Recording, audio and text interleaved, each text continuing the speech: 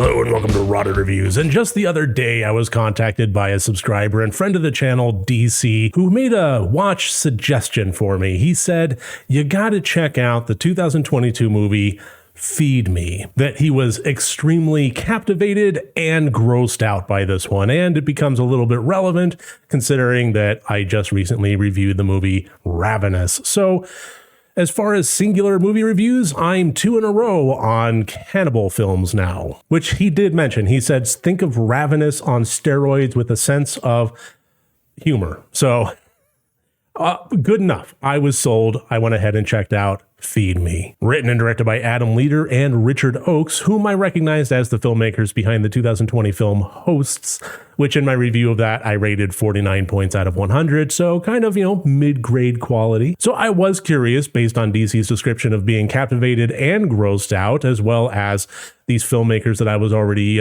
familiar with. I was kind of curious how they would do in a follow-up. So this movie primarily follows the character of Jed Freeman, played by Christopher Mulvin, who is mourning the loss of his wife, who recently passed. The nature behind his wife's death is difficult and racks Jed full of guilt. Trigger warning for anybody that wants to watch Feed Me. This film has very strong tones of eating disorders as subject matter. So while Jed is mourning, he runs into Lionel Flack, played by Neil Ward, and the two kind of form a very odd relationship as Lionel is basically encouraging him to take him up on his services as somebody that can provide kind of very odd, gentle, benevolent end-of-life situations. So if Jed is succumbing to his guilt and thinking of ending it all, he may as well call Lionel and have it done gently and with a modicum of grace, as Lionel wants to take him apart piece by piece and eat him.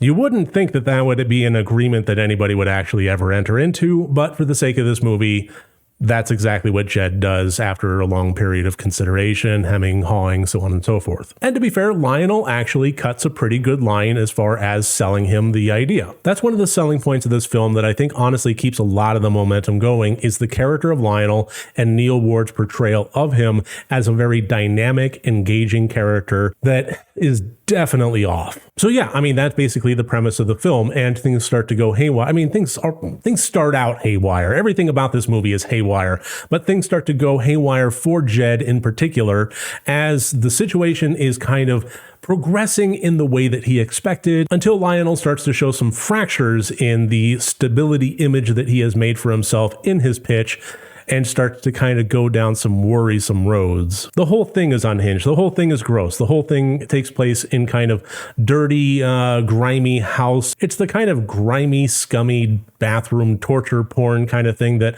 we don't really see too often anymore, but definitely peaked around the time of, Saw, Hostel, so on and so forth. There are some very dark humor elements born in this, as the situation is kind of treated with a little bit of a laissez-faire type attitude as the situation is kind of progressing and the character of Lionel is getting more and more unhinged. And while these dark humor elements are present, and yes, this movie is very gross, and hats off to it for that, it pulls off some magnificent gore and body horror elements, but more than that, this film actually does a pretty good job of making Jed face his guilt, face the situation that he created, either purposefully or inadvertently, and try to tackle it in a way that's meaningful, as opposed to how he started out and why he agreed to Lionel's thing, in a measure of he was originally wanting to just simply punish himself. In a way, the character of Lionel in this film seems to embody the physical manifestation of guilt, as something that just kind of gnaws away at us, eats at us bit by bit, until there's nothing left. And the more we succumb to it, the more we engage with it, the more harmful it becomes. I think if you were trying to watch this movie as a what you see is what you get surface level presentation of the narrative, you're probably not going to get a lot out of it, mostly because the situations really are just too unbelievable. However, if you were to swing your expectations either one way or the other, or perhaps both at the same time like I did, you're going to find something that is a little bit of a hidden treasure.